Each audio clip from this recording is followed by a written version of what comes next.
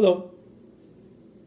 So today I'm going to talk about the concept question about angular momentum. I apologize for my picture. What I have here is I have a truck carrying a mass, a uniform crate of mass M to the left.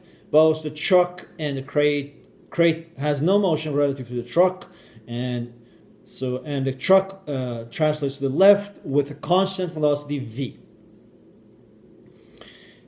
C is the center of mass for this crate, and we are being asked to compute the magnitude of the angular momentum of the crate M about points D and A. D is upper left corner of this crate M, which is carried to the left, and A is the contact point between its wheels or its tires, its front tire and the ground.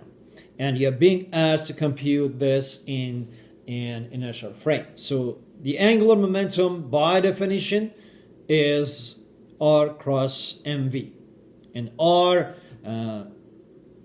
indicates the distance to the point of interest. For example, in this case, our mass M travels to the left, and point of interest is D and A. Our D and A, in other words, we're interested in computing angular momentum with respect to D and A. So note that when we say inertial frame, what we mean is at any instant we can think about hypothetical inertial frames attached or not attached with origins coinciding with points D and A.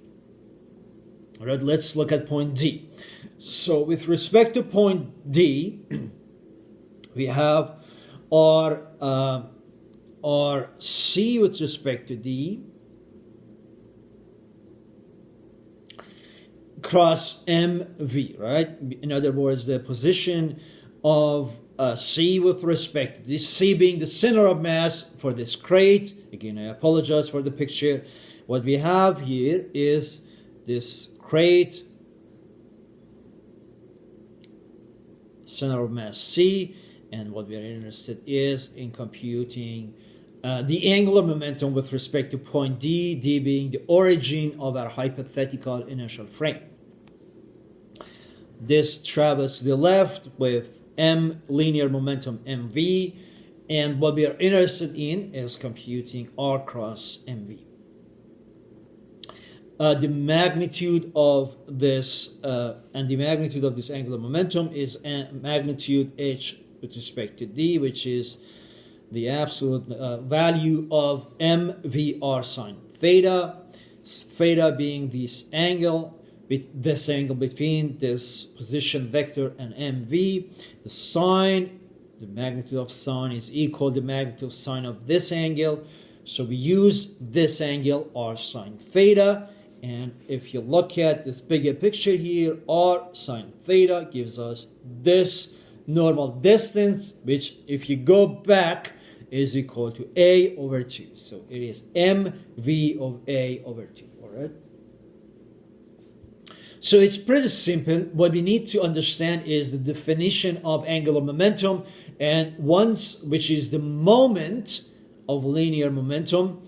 We have our linear momentum mv, and then we have our moment r, which is r C with respect to D, and then we compute the magnitude of this to arrive at mv over A, mva over 2. For point A, we are in the same situation. Again, we have C with respect to A multiplying mv. Again, we are interested in magnitude of this, so it is RCA, magnitude of this, mv sine, let's use in this case alpha, all right? And alpha being this angle, right? In this case, RC with respect to A multiplying sine alpha gives us this normal distance between point C and this line. In other words, what we have in this case is A here. We have alpha here. And then from here to here, it is A over 2. And from here to here, we have this distance being equal to D.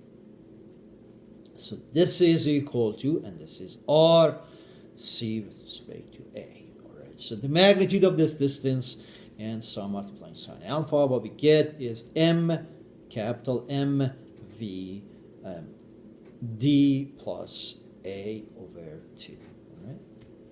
So it is pretty simple. So what we need to know is the definition of angular momentum, which is the moment of linear momentum, R cross MV. Once we know that this is R cross MV, what we need to do quickly is we need to identify the angle between R and our linear momentum MV. Once we identify the angle, to compute the magnitude of this cross product, we simply need the sine of that angle, and that's it.